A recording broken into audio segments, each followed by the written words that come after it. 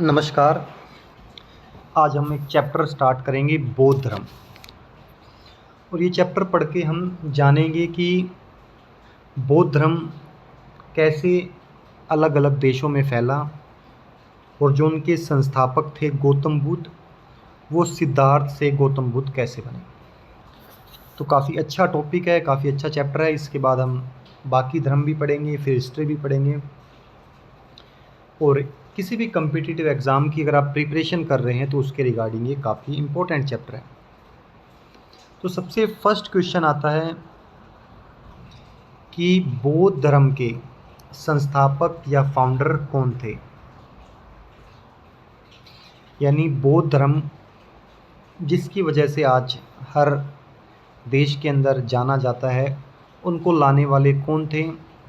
तब आपको ऑप्शन दिखाई देगा एक गौतम बुद्ध। तो बौद्ध धर्म के संस्थापक गौतम बुद्ध थे, जिन्होंने बौद्ध धर्म की स्थापना की है। देखिए, क्वेश्चन और इम्पोर्टेंट पॉइंट आता है कि भाई एक बुक लिखी गई थी जिस बुक का नाम है लाइट ऑफ एशिया। तो यहाँ से कभी कभार आपसे क्वेश्चन अराइज होता है कि गौतम बुद्ध को लाइट ऑफ एशिया क्यों कहा गया, क्यों कहा जाता है। तो एक बुक लिखी गई थी लाइट ऑफ एशिया, जिसको लिखने वाले सर एडविन आर्नोल्ड थे। तो book light of Asia sir Edwin Arnold ने लिखी थी। इसी वजह से जो बुक का टाइटल था वो लाइट ऑफ एशिया था, और उस बुक में 90% गौतम बुद्ध के विचार, उनका बायोग्राफी, उनके क्या क्या विचार उन्होंने दिए, उन्हीं का जिक्र किया था। इसलिए गौतम बुद्ध को लाइट ऑफ एशिया या एशिया का ज्योतिपुंज भी कहा जाता है। तो वो इस बुक की वजह से कहा जाता है। जब हम गौतम बुद्ध के बारे में जानेंगे तो सबसे पहले हम पॉइंट देखते हैं कि गौतम बुद्ध का जन्म कहाँ हुआ था। तो नेपाल में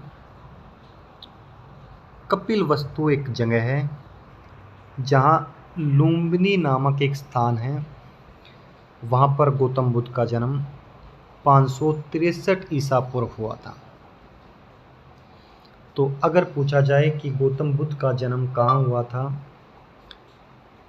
तो आप बता सकते हैं कपिलवस्तु लुम्बिनी, जो नेपाल देश के अंदर है।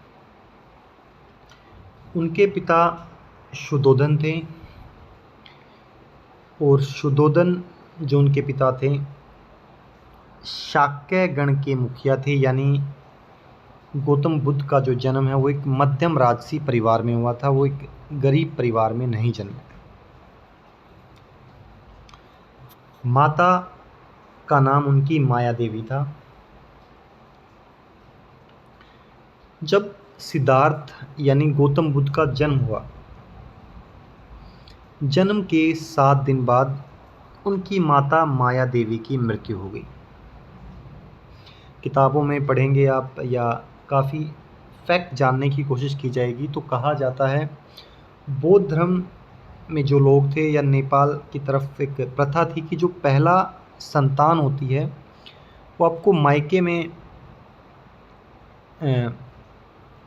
पैदा करनी पड़ती है। तो माया देवी राजमहल से निकली और अपने मायके जा रही थी, तो बीच वन में ही, जंगलों में ही उनको प्रसव पीड़ा हुई, और वन के अंदर ही सिद्धार्थ का उन्होंने जन्म दिया। उसके बाद मैं क्या, आपको बिल्कुल रियल रीज़न नहीं पता चलती कि मृत्यु के कारण क्या रहे हैं।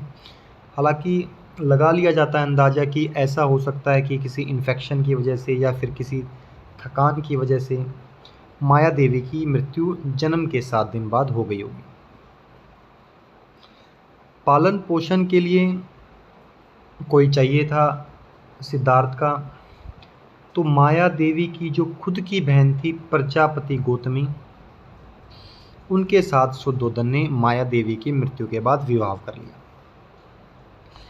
तो अगर रियल माता कहा जाए लालन पोषण के लिए, रियल जो माँ ज़्यादा समय सिद्धार्थ के साथ रही है तो वो प्रजापति गौतमी है, जो माया देवी की बहन यानी सिद्धार्थ की मौसी भी कह सकते हैं और सौतेली माँ भी कह सकते हैं।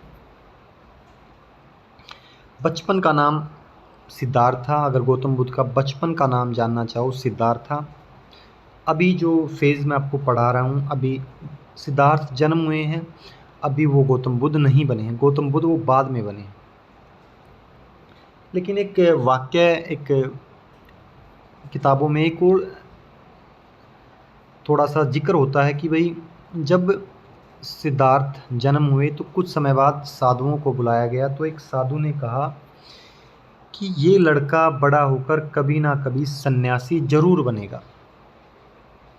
एस्ट्रोलॉजर जो होते हैं, जो भविष्य बताते हैं, तो उन्होंने कहा कि ये सिद्धार्थ एक दिन बड़ा होकर सन्यासी जरूर बनेगा। और शुद्धोदन जो उनके पिता थे काफ़ी चिंताग्रस्त हुए, क्योंकि कोई पेरेंट्स नहीं चाहेगा कि मेरा बेटा सन्यासी बने जब उसके पास इतना सब कुछ है अपने बेटे को देने के लिए, लेकिन फिर भी मेरा बेटा सन्यासी बनेगा, सब कुछ मोह माया त्याग देगा, राशि परिवार त्याग देगा। तो उसके लिए काफ़ी, एक पिताजी के लिए काफ़ी दुखदाई ये भविष्यवाणी थी। लेकिन उन्हें नहीं पता था कि वो ऐसा सन्यासी बनेगा कि देश के हर कोने कोने में उसका नाम गूंजेगा। तो पिताजी ने जब तक, सौतेली माँ ने जब तक लालन पोषण किया, तो कोशिश की गई कि सिद्धार्थ के सामने कोई ऐसा वाक़या या ऐसा कोई घटना ना हो जिससे उसे दुख का एहसास हो। उसे भली भांति अच्छे से अच्छा खाना उपलब्ध कराया गया, सामने अच्छे से अच्छे दृश्य दिखाए गए, महल से बाहर निकलने की अनुमति कम दी गई, महल के अंदर ही सारी सुविधाएं दी गई। लेकिन कुछ समय बाद 16 वर्ष की उम्र में ही उनकी शादी कर दी गई यशोधरा के द्वारा। यशोधरा के साथ उनकी शादी कर दी गई। जल्दी शादी, बाल विवाह पहले वैसे भी होता था, लेकिन बताया जाता है कि जल्दी शादी करने के पीछे ये कारण भी थे कि भाई ऐसा ना हो कि उसे किसी दुख का या चेतना का एहसास हो। किसी पत्नी होगी तो उसके साथ घुल मिल जाएगा, लेकिन ऐसा संभव नहीं हो पाया। फिर भी सिद्धार्थ का ज़्यादातर समय साधना, इन सब चीज़ों की तरफ, ध्यान की तरफ खिंचता रहा। हालांकि उन्होंने एक पुत्र को जन्म भी दिया, जिनके पुत्र का नाम राहुल है, और पुत्र का जन्म लगभग 13 साल बाद हुआ था। 29 वर्ष का जब सिद्धार्थ था तब उन्होंने पुत्र को जन्म दिया। और पुत्र का नाम अगर पूछा जाए तो आपको बताना है, उनके पुत्र का नाम राहुल था। लेकिन पुत्र के जन्म से पहले 4 दृश्य आपको याद करने हैं। एक बार सिद्धार्थ ने पिताजी से जिद की कि भाई मैं कपिल वस्तु की सैर करना चाहता हूँ। पिताजी ने ऐलान कर दिया कि भाई कपिल वस्तु को सजाया जाए और हर तरफ मनमोहक दृश्य लगा दिए जाए। और पिताजी ने घोड़े या रथ का प्रबंध कराया और एक सारथी पूछा जाता है जिसका नाम था चंदक। चंदका भी बोलते हैं, चंदक भी बोल दिया जाता है, चंदका भी बोल देते हैं। उसके साथ सिद्धार्थ को बिठाया और कपिल वस्तु की सैर के लिए भेज दिया। रास्ते में उन्हें एक बूढ़ा व्यक्ति दिखाई दिया। ऐसा किताबों में लिखा है कि जब तक सिद्धार्थ 20-22 साल का हुआ था, उसने आज से पहले कोई बूढ़ा व्यक्ति पीड़ाग्रस्त नहीं देखा था। ये चारों दृश्य कहा जाता है उसके लिए नए थे, लेकिन कुछ सवाल भी उठाए जाते हैं कि ऐसा कैसे पॉसिबल है कि भाई सिद्धार्थ ने 20-22 साल का हो चुका था कि 20-22 साल की उम्र में ना कोई बूढ़ा व्यक्ति देखा हो, ना कोई शव यात्रा देखी हो, ना कोई बीमार व्यक्ति देखा हो और ना कोई सन्यासी देखा। लेकिन कहा जाता है सिद्धार्थ के लिए प्रथम दृश्य थी जब उन्होंने एक बूढ़ा व्यक्ति देखा कि भाई एक डंडा लेकर एक व्यक्ति चलने के लिए भी उसको बहुत मेहनत करनी पड़ रही है, उसका कमर झुकी हुई है। तब उन्होंने चंदक से पूछ लिया कि ये चंदक ये कौन है, इसके साथ क्या अवस्था है। तब चंदक ने बताया कि महाराज ये बूढ़ा व्यक्ति है, एक समय आएगा हम सब बूढ़े हो जाएंगे और मैं भी बूढ़ा हो जाऊंगा और आप भी बूढ़े हो जाओगे, आपको भी ऐसे ही चलना पड़ेगा। कुछ समय बाद कुछ दूर चले तो उन्हें एक बीमार व्यक्ति दिखाई दिया। तो फिर चंदक से पूछा गया कि ये चंदक ये बीमार व्यक्ति ये व्यक्ति क्या है। किताबों में जिक्र है कि वो व्यक्ति काफ़ी झुका हुआ था, पेट और कमर एक ही हो चुकी थी, पसलियाँ दिखाई दे रही थी। तो शायद उस समय कौन सी बीमारी थी ये पता लगाना मुमकिन नहीं है, लेकिन काफ़ी खतरनाक बीमारी होगी। तो चंदक ने बताया कि महाराज ये बीमार व्यक्ति है, कभी ना कभी सब बीमार होते हैं, चाहे छोटा बीमार हो चाहे बड़ी बीमारी हो। फिर एक शव यात्रा देखी कि कुछ लोग किसी व्यक्ति को उठाकर ले जा रहे हैं और उसके पीछे काफ़ी भीड़ चल रही है। तब चंदक से दोबारा पूछा गया कि चंदक ये क्या दृश्य है। तब चंदक ने बताया कि महाराज इस व्यक्ति की मृत्यु हो गई है, अब ये व्यक्ति चल फिर नहीं सकता, बोल नहीं सकता, इसके शरीर के सारे अंग काम करना छोड़ चुके हैं। अब इसको ले जाया जाएगा और एक स्थान बनाया जाएगा और लकड़ियों के अंदर इसको जला दिया जाएगा। तो चंदक ने ये भी कहा कि अच्छा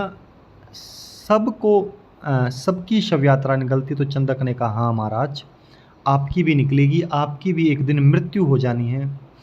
और ऐसे वाक्य सिद्धार्थ के मन में काफ़ी प्रभाव डाल रहे थे क्योंकि आज से पहले उन्होंने नहीं देखा था। फिर उन्होंने एक सन्यासी दिखाई दिया जो एक मुद्रा में बैठकर जाप कर रहा था। तो चंदक से पूछा चंदक ये क्या कर रहा है। तो चंदक ने बताया महाराज ये सन्यासी है, सब चेतना अचेतना सुख दुख मोह माया सब कुछ त्याग चुका है, सिर्फ ये भगवान का विलाप करता है, रूखा सूखा जो मिलेगा वो खा लेगा और बैठ जाएगा। अच्छा बुरा मनमोहक दृश्य से इसका कोई लेना देना नहीं है। ये दृश्य चंदक के साथ सिद्धार्थ भगवान ने देखे और सिद्धार्थ मन ही मन सोच विचार में पड़ गए और जैसे तैसे महल में पहुँचे और हमेशा उन्हीं चीज़ों को सोचते रहते। लेकिन कब तक सोचते रहते। और एक समय आया जब सिद्धार्थ 29 वर्ष के थे और उनके पुत्र राहुल का जन्म हुआ। कहा जाता है उसी रात जब राहुल का जन्म हुआ 29 वर्ष की आयु में सिद्धार्थ ने गृह त्याग कर दिया गया। गृह त्याग घटना प्रक्रिया हुई, घर को उसने छोड़ दिया। काफ़ी किताबों में अलग अलग सिद्धांत दिए गए हैं। कुछ किताबों में कहा गया है कि वो चुपचाप घर छोड़कर निकल गए। मैं किसी किताब का नाम या साइट का नाम नहीं ले पाऊँगा, लेकिन मैं आपको हर एस्पेक्ट से आपको बताता चलूँगा। कुछ किताबों में लिखा है कि वो चुपचाप रात को बिना पत्नी को भी बताए घर छोड़कर चले गए। तो इसमें सिद्धार्थ के ऊपर एक व्यंग्य भी किया गया है कि भाई एक कविता बड़ी फेमस है कि सिद्धार्थ की पत्नी कह रही है कि सखी हमसे कह जाते, काफ़ी लंबी कविता है, कि सखी मुझे बताकर तो ज़रूर जाते, उसे जाना ही था। जब हम अपने पतियों को लड़ने तक रण में भेज देती हैं जहाँ जान का खतरा है, तो क्या वो सन्यासी बनने जा रहे थे तब शायद क्या मैं नहीं भेजती। कुछ किताबों में भी लिखा गया कि नहीं वो सबको बता कर गए हैं और काफ़ी लोग उन्हें छोड़ने भी गए हैं, रथ पर उन्हें छोड़ने गए हैं वन तक। तो मेन जो हमें समझना है कि 29 वर्ष की आयु में सिद्धार्थ ने घर को त्याग दिया था और इस प्रक्रिया को महाभिनिष्क्रमण कहा गया है। किताबों में आता है महाभिनिष्क्रमण प्रक्रिया क्या है। तो सिद्धार्थ ने 29 वर्ष की आयु में घर को त्याग दिया। उस प्रक्रिया को महाभिनिष्क्रमण कहा गया। उसका चिन्ह बताया गया घोड़ा। काफ़ी चिन्ह हैं जो आपसे इम्पोर्टेंट है, क्योंकि घोड़े पर बैठकर उनको लोग छोड़कर आए थे। तो 29 वर्ष की आयु में सिद्धार्थ ने गृह त्याग किया और उस घटना का जो चिन्ह अगर एग्जाम में पूछे तो हॉर्स यानी घोड़ा चिन्ह था। अगली वीडियो में हम पढ़ेंगे कि बुद्ध भगवान जो सिद्धार्थ थे वो कैसे बने, कहाँ कहाँ उन्होंने शिक्षा ली, कैसे उन्होंने भोजन का त्याग दिया, किस पेड़ के नीचे उन्होंने ज्ञान की प्राप्ति हुई। तब तक के लिए अगर ये आपको वीडियो अच्छी लगे तो प्लीज़ चैनल को सब्सक्राइब जरूर करें। धन्यवाद।